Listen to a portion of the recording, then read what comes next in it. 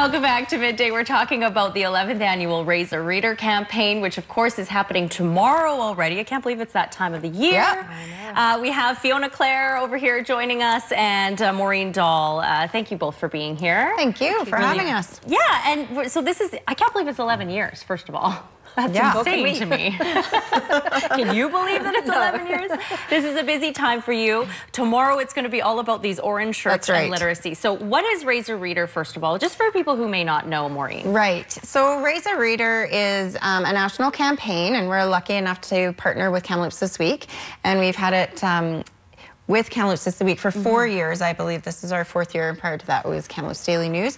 So really it's a post-media run event, and we literally are hawking a free paper for donation, and we raise thousands and thousands of dollars for literacy programs. So we'll be in Kamloops, Chase, Barrier, Clearwater, and Logan Lake tomorrow morning. Okay, so what areas of the city can people expect you, Fiona? So we are going to be where high traffic areas, so catching people when they're dropping off their kids at school, and also, you know, when they stop to get a coffee at either McDonald's, Tim Hortons, Starbucks, A&W, and in some sort of high traffic areas, leaving Sun Rivers, coming down from Juniper, Highland Drive. That's where we're going to have our teams of volunteers. Is there a fundraising goal this year, or is it just as much as you can raise?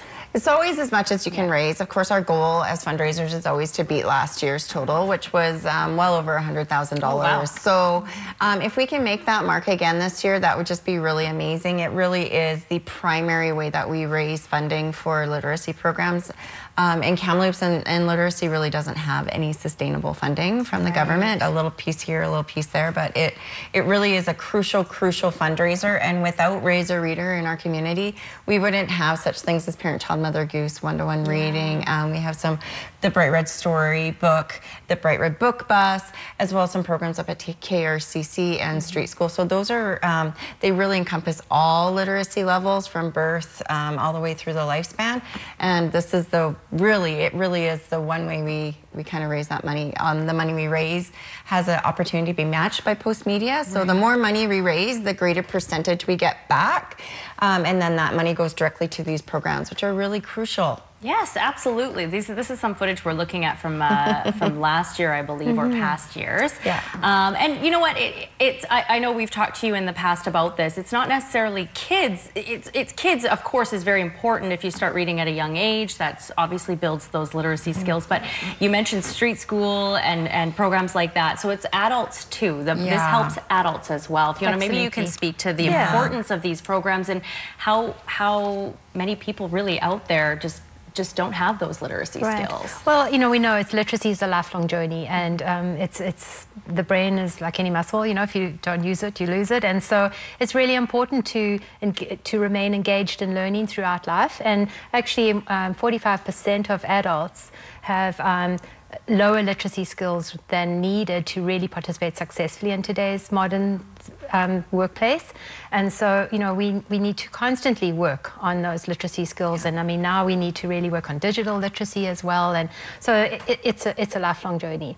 And, you know, we're so grateful for all the 150 plus volunteers who are going to be out there tomorrow morning, the TRU athletes and Rotary clubs and Domtar, and sort of, you know, just a really major community effort to help us raise money to support our programs. And you may have seen in that footage, you don't even have to get out of your car if you don't want to. No. I mean, this is the easiest fundraiser ever for people, right? We're going to hit you up at the drive-thrus, and it's literally just stop and keep on going. It's just and we'll have tins that we're using, and really a loonie or toonie can really go a long way. So it's not like we're asking you to pad your pockets with a bunch of bills. We'll take that too.